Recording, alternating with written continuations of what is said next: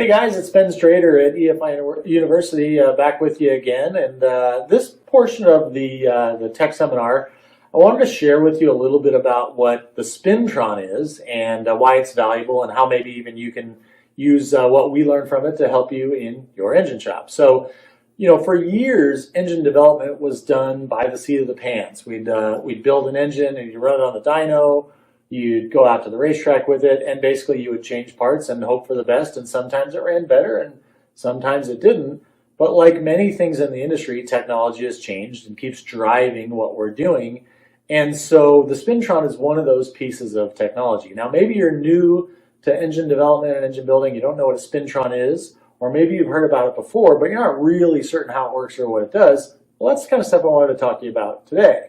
So behind me, we have our Spintron that we have here at EFI University. And basically what this thing is it's a simulator. We can take most of a complete engine and we can simulate how we would run it on the dyno, on the straight racetrack or whatever, except that because we're not running the complete engine, the parts that are missing allow us to go in and investigate, sometimes in real time even, what the engine's doing. So for example, the most common use of the Spintron is to develop a better valve train. So if you think about what the engine's doing, we always say, well, the engine's an air pump. We got to open the valves to get air in. We got to close the valves and keep them sealed tight while we do our combustion process. Then we got to open the exhaust valve and we got to get it all out. The timing of those events, when they happen, where they happen, how quickly they happen, have the most influence, or the signature, if you will, on how the engine actually behaves and performs in real life. The problem is there's a little bit of a disconnect between what we theoretically design. For example, if I get a cam card and I look on there, it'll tell me things like valve lift, duration, lobe intake and exhaust centerline angles, lobe separation angles. They give me all this stuff on the cam card, and then what I do is I assemble it in the engine and I put my degree wheel on and we go in there and we make sure that it all matches the cam card. The only thing is that when we actually run the engine, it's dynamic and it's variable and it doesn't stay static like it did on my engine stand. Things bend, things flex. When they flex and bend, they can rebound at a different time. And so all throughout the RPM range that you run the engine, this dynamic sort of movement of instability of parts and going in and out of being a stable, good working valve train actually affects the engine's performance.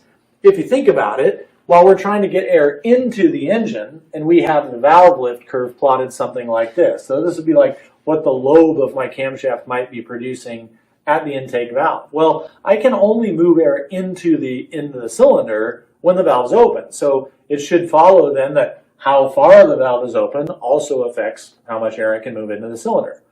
But what really tends to matter to the engine more than that is the relationship of how fast that cylinder is asking to be filled. That's the demand side. And how much area we have to try to fill the engine is the supply side. So think about it like a study in economics where supply and demand have to be well matched. So anywhere on the lobe here that we are, the piston's going to be at a specific spot going down the bore, and that supply and demand need to match. Well, if I get the perfect camshaft theoretically matched with the perfect valve spring and the perfect rocker arm and the perfect push rod, we could go in here and say, boy, that all looks great.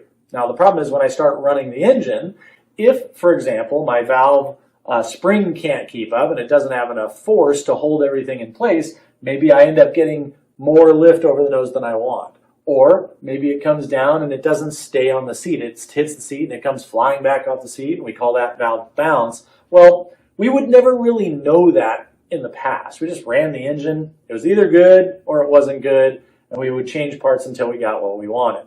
What the Spintron does is it's a machine that allows us to look at and measure and create data about the behavior of the valve train as the engine's actually running. So behind me, you see some of the pieces of it, and we'll go in there and look a little closer in a little bit. But it's about the opposite of what you would expect from a dyno. Typically, we build the engine, and we put it on the dyno, which is a power absorber, and we run the engine, which spins the dyno. The dyno creates load, and it records things like power and torque and RPM and all sorts of other data. The Spintron's the opposite. We have a big electric motor in the Spintron connected to our engine assembly, and we can then use the electric motor to spin the engine. That way we don't have the combustion process taking place. We don't need the water or things like that. It's mostly a complete engine. We typically don't have the actual crankshaft or the pistons or connecting rods. Now here's the cool part. Since we didn't have a real piston and connecting rod and an actual crankshaft in there, it means that we don't have combustion, so we don't need things like the water jackets to be full of water. Since we don't need the water jacket, then we really don't need the side of that cylinder wall. So what we typically do is we'll have a dedicated, like a test block, and we'll take it and set it up in the mill, cut a big hole in the side of the cylinder, and that gives us access to the cylinder while the engine's basically running under simulation. So as the electric motor now is spinning all of the parts of the valve train, we can take a laser and stick it in there, and that laser can point straight up and watch the valve. That's where we get this plot here from an actual electronic measurement of how the valve is opening and closing and how fast and how far. And that allows us to really start taking data-driven decision approaches to what we're going to do in the valve train. If I take a rocker arm, for example, and I got one that's made out of aluminum, there could very well be a difference for the same camshaft and same lifter and same pushrod in the engine. There could be a difference between my aluminum one and if I change it out for a steel one of the same size and design. We would be able to see that throughout this lift curve because we can measure it in real time dynamically.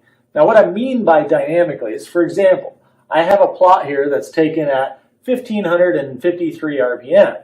So if I use that as my reference, what happens is as you start to drive the engine faster and accelerate it faster and move things, you tend to get more forces generated in your dynamic system. And so what happens is things start to change along the way. I'm going to scroll over here a little bit and show you, for example, what this particular one looks like at, say, 6,300 RPM. I'm not sure how well you can actually see this on the camera, but what I see when you zoom in here is this yellow line is the trace that actually shows us what the valve was doing on that engine cycle. And it does a measurement of every single crank degree, that's 360 measurements, at every single engine revolution. So we can plot out what was really going on there, but you'll notice the purple line stayed down here at that 1500 RPM reference. So what we see here is a little bit of flex or bend somewhere in the system right at the opening. So we have to start asking ourselves, how do I solve that problem? And that's when we go to work. We go in there and we check valve lash and we try different valve spring settings. We can shim them up or we can take the shims out and stand them up. We can change the diameter and thickness of the push rods. We can change the lifter configurations. I mean, ultimately we can even change the shape and the profile of the camshaft lobe that's driving all this stuff. But again, it's finding balance between all of those forces and factors that gives us the best approach to making our engine run the way we want. Sometimes what we're looking for is just a stable system. Other times what we're looking for is to know what the limit speed of the engine actually is, where we say, okay, I can turn this engine all the way to 9,000 RPM and it's stable, but by the time I get to 9,200 RPM, it's not stable anymore. So people always ask me, well, how do I know what the rev limit of my engine is? There's a lot of factors that determine that, but certainly one of them would be when your valve train goes out of control, it's probably time to start revving the engine up because you absolutely won't have parts that last very long that way. And you typically also cannot make very much power that way. Think about it. If the valve motion, which is our supply side, is not keeping up with the demand side because the valve isn't actually following the commands that the camshaft is giving it, whether that's from flexing, whether that's from the valve spring not having enough force, or maybe it comes all the way up and it comes all the way down and closes, and then it bounces off the seat again and it goes open simply because we didn't have enough valve spring pressure to keep it closed.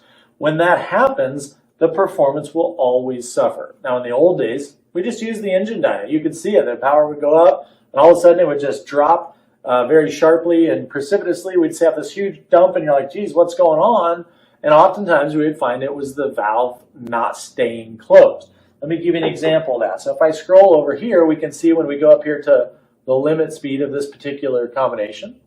Now I see quite a bit of bending and deflection on the opening side. Things kind of normalize and it catches back up as we go over the nose. And then it sort of tosses off a little bit or kind of floats down the backside of that ramp. And it comes down, it crashes, and then you see this yellow line, it goes boop, comes back up again. So if I zoom in here and kind of look at what's happening, what I could see if I go over here, is that the valve closes here at about, just to keep it simple math here, about 165 degrees. And then it bounces back off the seat about 13 thousandths of an inch. Doesn't close again until I'm at about, let's just round it off and call it 205 degrees. That's 40 degrees of duration that the piston was moving and the intake valve wasn't all the way closed. So let's think about that for a second. Let's say that typically, a really stout race camshaft, maybe you look at your cam card and it says, well, the intake valve opens, 20 degrees before top dead center, and it closes 60 degrees after bottom dead center. So now you think about that piston, was it bottom dead center? It's some distance up the bore now by the time you've got 60 degrees past bottom dead center. Well, what we just saw there is, well, shoot, now it's bouncing for another 40 degrees. So that means I'm really 100 degrees after bottom dead center before I'm totally sealed in that cylinder. Now keep in mind that entire stroke for compression is only 180 degrees. Well, we just lost the first 100 of them. And now let's think about it. Typically, I'm going to fire my spark plug before top dead center, let's say 30 degrees.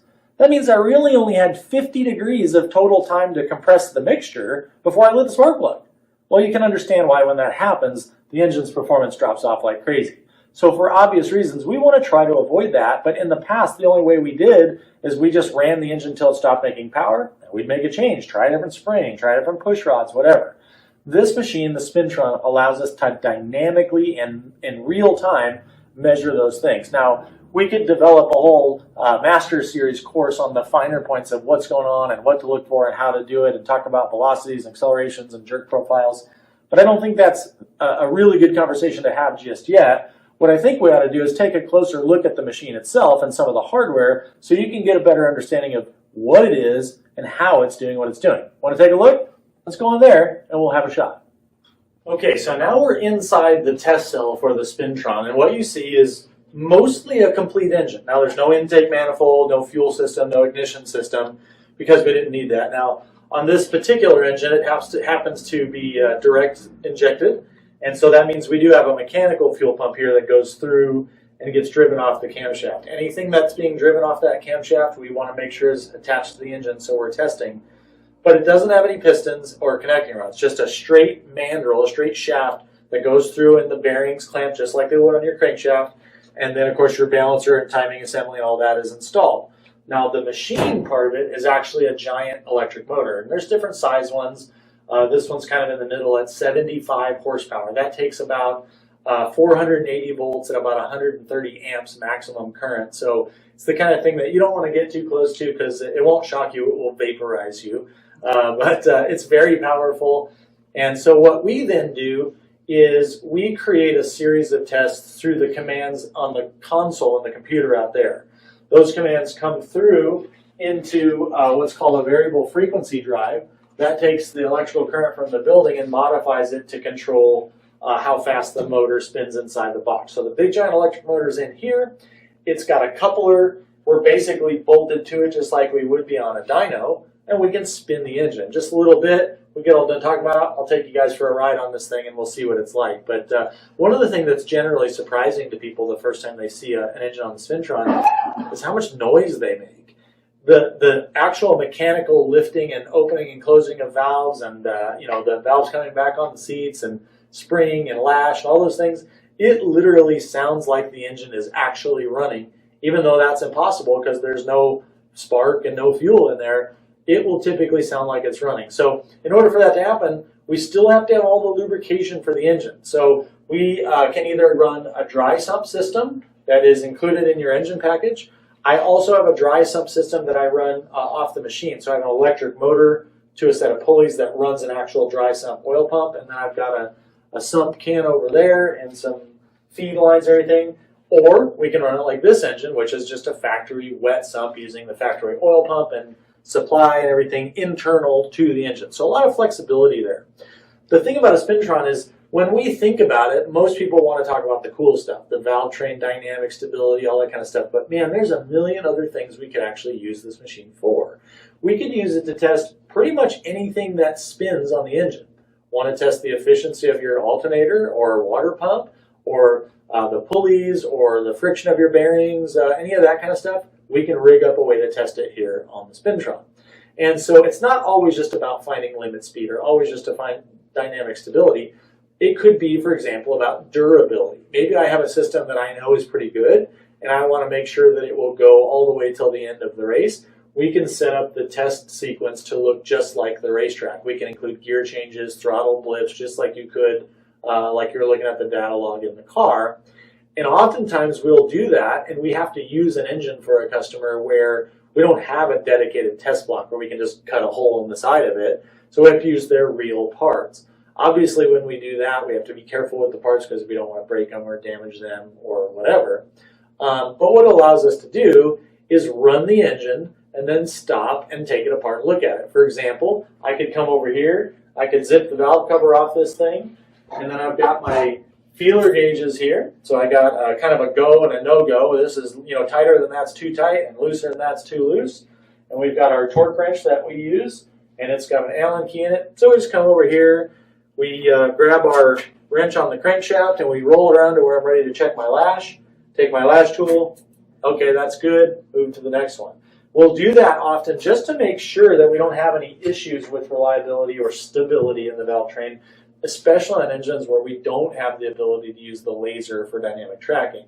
You can do a laser, you could put a high-speed camera in here. The possibilities are endless of what you could learn with a Spintron, which is exactly why we do it. Part of our competition engine development training program here at the school is exposing people to the level of engine building technology that you can't get a lot of other places. But that doesn't mean it has to be a rocket science, NASA type explanation every time we use it. Sometimes we just want to run it and make sure the engine will last, and that's what we might do this for. So typically, we'll get everything set up, we'll run our first test, we'll pull the valve covers off and just check around and look for stuff. We'll look for those high danger items, things like, wow, all of a sudden I got a ton of valve lash that I didn't have before. Do I have a push rod tip going away or a lifter that's damaged or something happened that I didn't catch, right? I might go through, check all the lash, and as I'm looking, I go, oh darn, there's a little chunk of valve spring in there. That means something's really unhappy. That gives me an opportunity to stop now. And if all this seems complicated and complex and like it's a ton of work and it's expensive, well, you're right, it is. However, in my way of thinking, having access to the Spintron data actually makes engine development work extremely inexpensive. What do I mean by that? Well, if you think about it, let's say a guy came and he had a very high-end engine package. He might have a $60,000, $80,000, or $100,000 engine that he wants to make sure stays safe and stable. Well, typically, because there's no pistons running in the engine, if I make a mistake, we can do some damage. We could drop a valve, you could bend a push rod, maybe break a rocker arm. But honestly, if it spits a valve out, it falls down into the engine, and we go in there and get it and clean it off, and you can most of the time, put it back in because it didn't crash into a piston like it would have if we skipped this step and we took that $60,000 or $80,000 or $100,000 engine and we just assembled it and put it on the dyno. Then what happens, we run it on the dyno, if it drops a valve or breaks a rocker arm or whatever, it's catastrophic. You think about Project Spinal Tap that we did, which was an inline valve LS7, sort of small block deal. And we took that thing over 11,200 RPM. You're talking about opening and closing that intake valve like something around 95 times per second. You don't have to miss by very far or be wrong for very long before you've destroyed just about everything in the engine. And so the cost of having a catastrophic failure on the engine dyno can be avoided or mitigated by spending, $2,000, $3,000, $5,000, $6,000 up front on the testing here. Now, if you think about the next step, let's say that I'm in too big of a hurry for that. I assemble and build the engine. I don't want to waste time on the dyno, so I just put it in the race car. Well, now you go out there and you got $250,000 to $500,000 invested in a race team, race car, hauler, trailer, whatever. Your first pass down the track, it drops that same valve, except now it locks up the piston, it breaks the connecting rod puts a hole in the engine block, that puts oil on the track, car drives over the oil, next thing you know, car's upside down, it's a total loss. To me, this $5,000 or $6,000 of testing was absolutely dirt cheap. So one of the things that the Spintron does for us that gives us confidence is that oftentimes our high-end drag race engines that we build here at the school, they'll go on the dyno and we'll warm them up and then we get ready to do a test. Well, the start of our dyno pull is often 8,000 or more RPM. That's the beginning of the test. And we might rev it up to 10, 10.5, 10.6, sometimes 11,000 RPM. And having the confidence of knowing that the valvetrain was already tested here in a much safer environment, it gives you a lot of sort of, warm and fuzzies to open that throttle the first time and do that. And then, of course, if it lives through the Spintron, it's probably going to make it through the dyno. If it makes it through the dyno, it's probably going to make it down the track. And so we gain the success long-term at the track in baby steps, incrementally improving our system, starting with real data, developing a system that proves itself here, then we add combustion, then we add competition. Make sense? So if you guys want, I'll bolt this thing back together. I'll walk around to the other side, we'll close the doors up here, and I'll take you for a little ride. All right, guys, so we're back out here now on the control side of the Spintron. And I've got a couple monitors, and you can see the engine there in the background. You'll probably even be able to hear it pretty well. On the left side, what I have is my control side. This is the side where I type in stuff to tell the electric motor what I'm trying to simulate, what engine speed I want to see at what time. And we typically will do this kind of like a dyno pull where we'll start up and kind of start out slow and then we'll ramp up. And that's what I'm going to do for you today. But we can also do racetrack simulations with gear shifts and throttle lifts and whatever else we want, as we sometimes find that there are advantages to paying attention to the finer points, the stability of the valvetrain to recover during a very fast negative transient, say like a gear shift, where you might be at 8,000 RPM and 0.2 of a second later you're at 5,000 RPM. So that jerking of the crankshaft, timing chain, timing belt, all that stuff being jerked back the wrong direction sometimes can upset the valvetrain. So we look for that kind of stuff. But today what I'm going to do is just set up a basic run. We're going to sweep this thing. We'll start out at kind of hover around 1,000 RPM and let the oil flow through it and everything get moving. Then we'll accelerate up to about, 6,800, 7,000 RPM, something like that. We'll bring it back down and then we'll stop and I'll show you some of the data. But you will see the data in real time. So the benefit of that is when I'm running this thing, I'm looking for key points. I'm looking for deflection, I'm looking for loft, I'm looking for bounce. I'll show you some of that stuff in the post data, but it allows me to have my finger on the button over here and go, look, if I see something or hear something or, we end up something I don't like, I can just stop the test. So hopefully that won't happen in today's test, but we're going to take a run at it and let you guys see. So come on with me. I get everything set up here, and I think we're just about ready to go. So click go. And yep, everything looks good. So up here you can see my valve trace and my RPM's about 1,000. It's scrolling across in the time over here. And about another 5 or 6 seconds here, it's going to start to accelerate and I'll be watching. All right, here we go.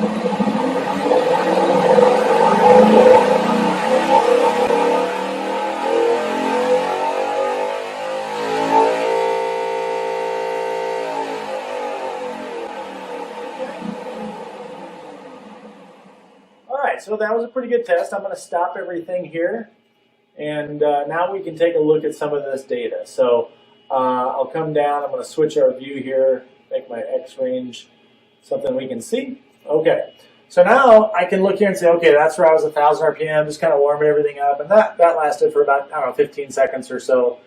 And over the next, maybe 15, 20 seconds, we accelerated from 1,000 all the way up to, we saw 6,850 RPM. So I can pick anywhere along the way. I can zoom in on that, zoom out on that. But what I'm going to do, I'm going to start here, and I'm going to make that 1,000 RPM my reference. I've now turned it purple, so that now as I sweep through the RPM range, I can see the difference between what the valvetrain was doing at that specific RPM versus what it was doing when there wasn't a lot of load on it, say at 1,000 RPM. So as I sweep through here, if I pick a spot like, 6850, it's a nice easy spot. The first thing I notice, and I do that, is darn it, sorry, I did that again.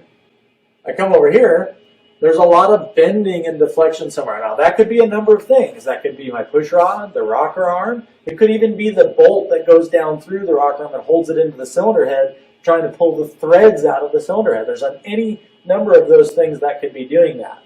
Over the top here, you see that if we look in real close, there's actually a little bit of wiggle or bounce or whatever, and some of that can just be valve spring fluttering back and forth. The valve spring gets into kind of a surge state, and we'll get a little variable lift there. In severe cases, we'll even get like golden arches like McDonald's, where it's actually bouncing the lifter off of the lobe of the camshaft. We don't like it when that happens. And then coming down the backside, you can see we have a little bit of loft there, which might even be a little bit of phase shift that we're seeing in the laser possibly. But then we look down here at the bottom, and it comes to a close. And other than maybe a couple of thousandths of an inch or something, it looks like the valve closes and stays closed pretty good there. Some of that, we even see like negative numbers there sometimes. The head of the valve will come to the seat, and it'll almost do like an oil can and go boop, boop, boop, boop, like that. And you'll see a negative number there where it's bending that valve under the spring force trying to hold it on the seat. And so basically that's what a Spintron run looks like. And we go through and evaluate the shape of that lobe. And we can do things like calculate the velocity. And if you're not real good with your calculus, the velocity curve you're seeing here in blue is simply for any given point in time anywhere on the lobe. What we have in the lobe is the lift at every point. But if we take the lift at this point and measure the difference between that lift and the lift at the point right before it, what we would get is the change in lift over the distance we covered. So it'd be like feet per second, miles per hour. That's a derivative that we call velocity. So in this case, the velocity is how much lift we're getting per degree of crankshaft rotation. And we can look in here and see that it maximizes here about a third of the way up the opening ramp at somewhere around 7 1/4, 7 1/3, 7.3 thousandths of an inch for every degree of crank rotation is how fast we're accelerating there. Then you can see as we go over the nose, we're basically zero. Our speed is zero because we're not going faster or slower.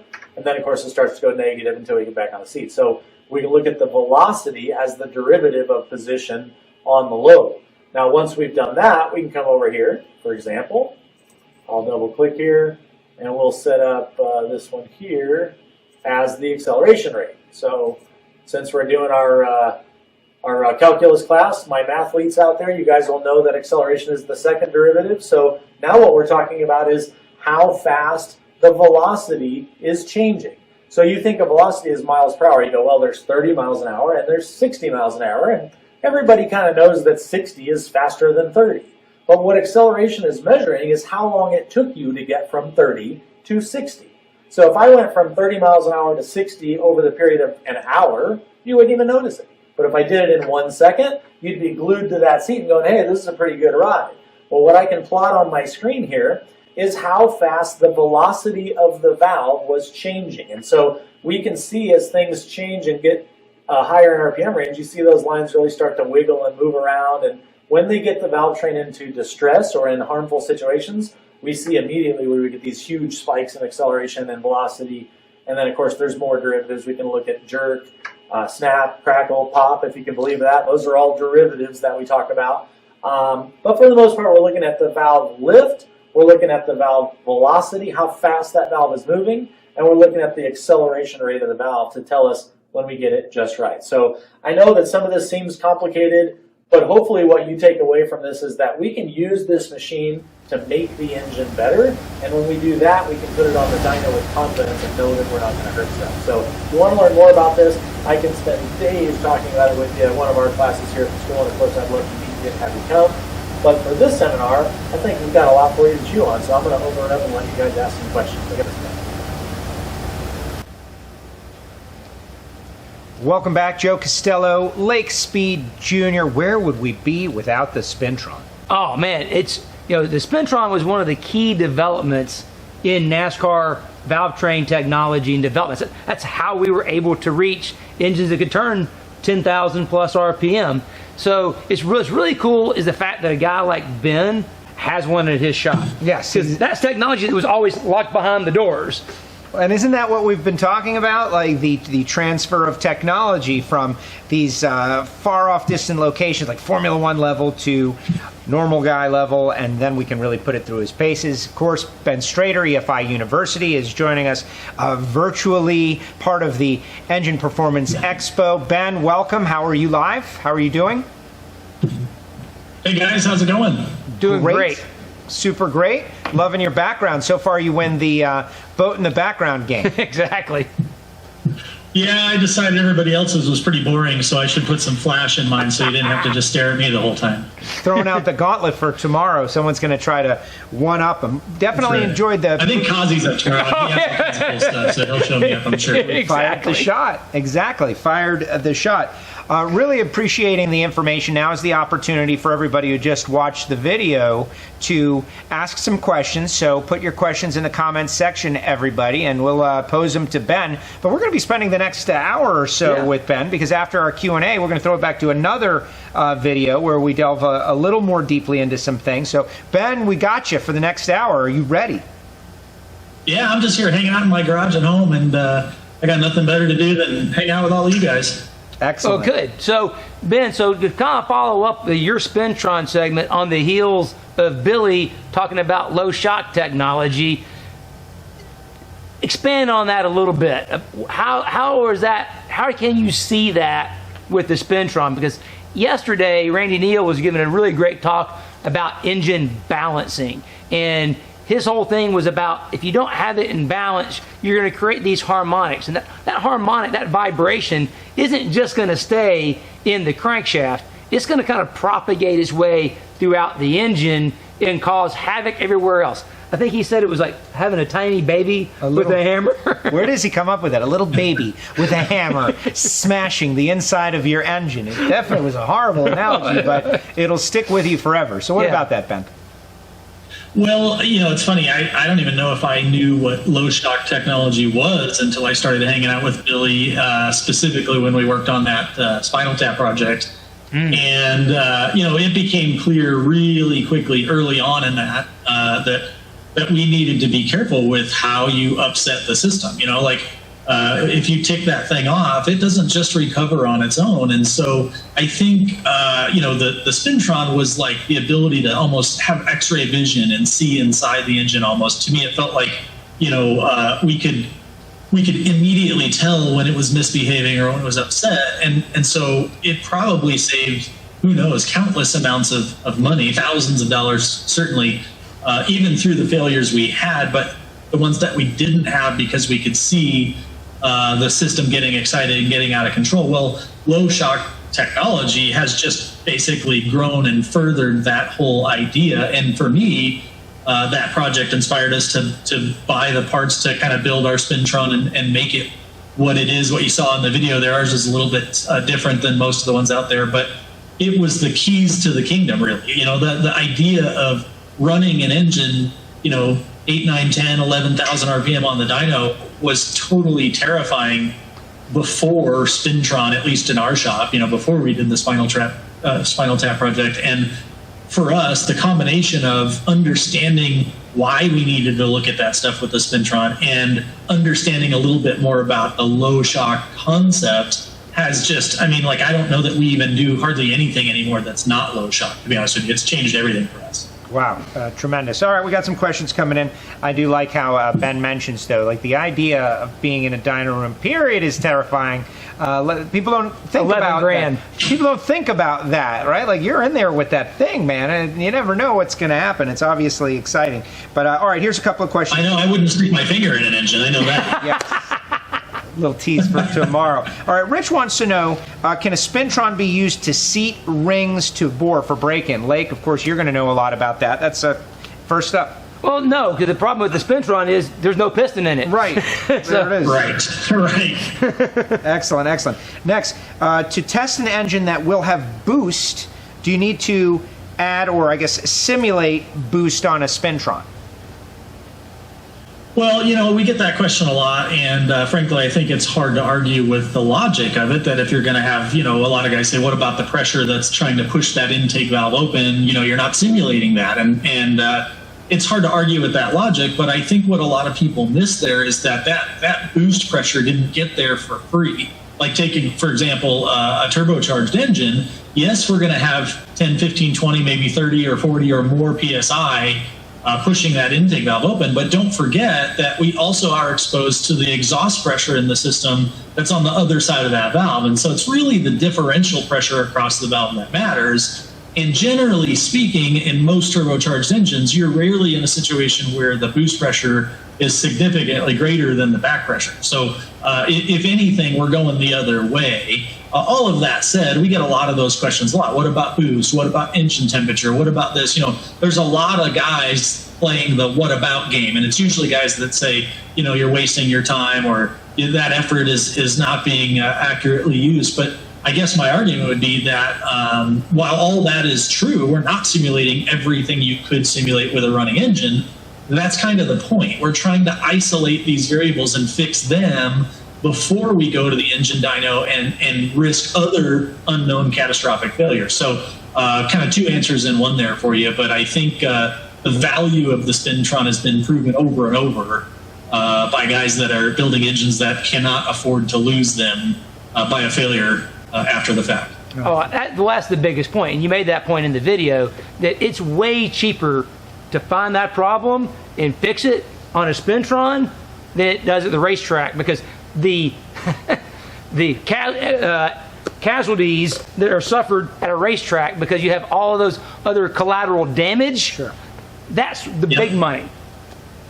I mean, I think about how many guys have ever hit the wall because they kicked the rods out, So why am I fixing fenders? Well, because I had an engine failure and I drove over my crankshaft. So we'd rather avoid that as much as possible. And the Spintron's just one piece of the puzzle of why and how we do that. Hey, the Spintron, there's already a hole in the side of the block. I mean, there you go. Yeah.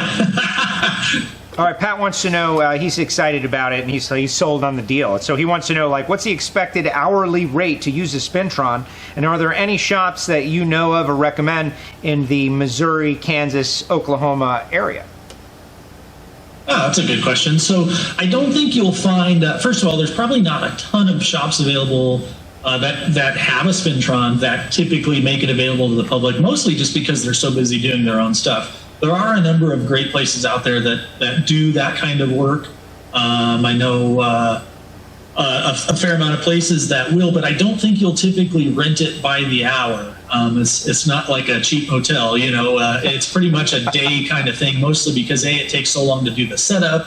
And then if you're going to use the Spintron effectively, it's a matter of, testing, changing some parts, testing something else. It's an iterative sort of process, and it's typically not something we run for half an hour or an hour or 2 hours or whatever. So it's a multi-day process using, I think that engine that was in the video there, we went through 10 different valve spring configurations, 2 different rocker arm configurations, and several different pushrod configurations, trying to find the sort of the system that worked the best. So as far as a rate goes, I think when you do find some of those shops that are available, like for us, we offer a limited amount of that to the public, and it's typically roughly a little less than double what it would be for a dyno day. So if you got a shop that's $800 to $1,000 a day for a dyno test, you might expect to be $1,600 or $1,800 a day for Spintron work. It's just a little more complex and a little more involved, and takes a little bit more, knowledge and experience, maybe a little more science than just sort of the old run the engine on the dyno kind of thing, which is great. I mean, it's a necessary part of the process, but the Spintron's a little bit more involved than that. All right, next question. A couple that are similar. Alan and Frank have got something that is in the same neighborhood. Alan says, doesn't removing the pistons change how the pressure in the cylinder acts on the valves, thereby changing the actual valve train behavior? I have high cylinder pressure acting on a 2.195 and a 172.5 valves. And then Frank says, do you use a correction factor in Spintron for harmonics produced in the combustion process? So basically the same.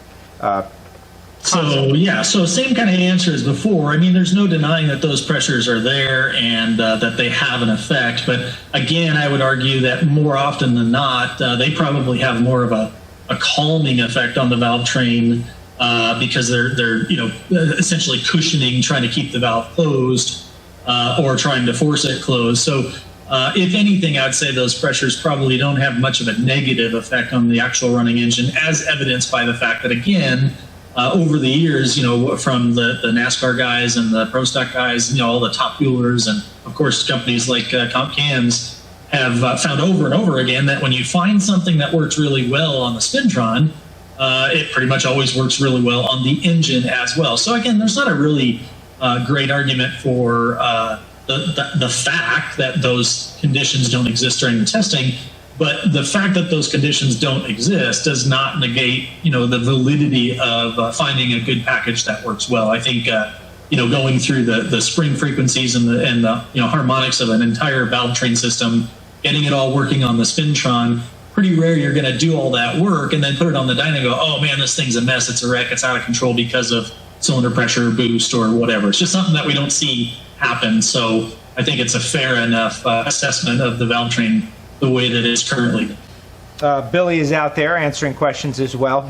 Billy, thank you very much. That's scary. Yeah, exactly. Well, people are asking about this, have you tried pressurized intake system on Spintron?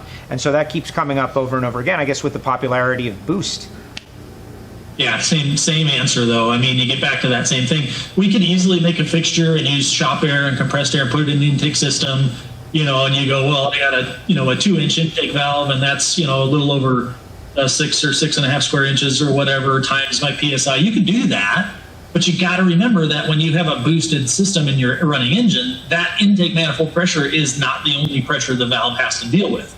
So when you simulate that by pressurizing that intake port on a Spintron, for example, you're probably farther away from the actual operating conditions than if you didn't do that, because whether if the differential pressure across that valve is just, say, 10 psi difference, whether it's 10 psi on one side and 0 on the other, or whether it's 100 psi on one side and 90 on the other, the valve only sees that 10 psi differential. So ignoring the exhaust side of the engine, I believe, is a mistake when people ask about boost pressure and how it affects the valve train.